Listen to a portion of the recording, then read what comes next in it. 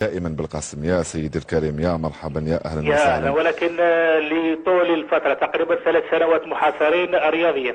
عندك 3 سنوات ما شاركش معنا. نعم، 3 سنوات محاصرين رياضيا من طرف حفيظ دراجي. ولكن نتذكر بأنه في كل مرة كنت تفوز معنا. الحمد لله، هذا بفضل الله سبحانه وتعالى والوالدين. نتمنى أن تكون إن شاء الله الأخيرة إن شاء الله.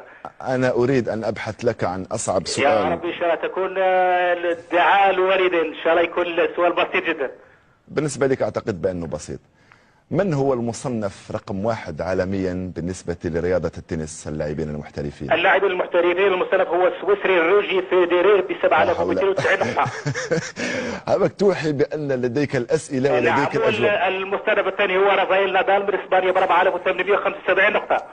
خلينا نزيد لك سؤال آخر. ما هو نوع السيارة التي يقودها فرناندو ألونسو بطل الفائز بجائزة ماليزيا البارحة؟ اسمح لي حبيب درجي، نحترمك كثير ولكن هذه خارج السؤال. نعم خارج السؤال. الله يسترك. على حسب الموقع الهولندي لايف لوست، هي من نوع السيارة تويوتا اف 2.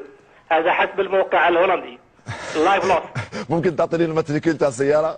الماتريكيل تاع السيارة ممكن 2007 لأنه غالي جدا.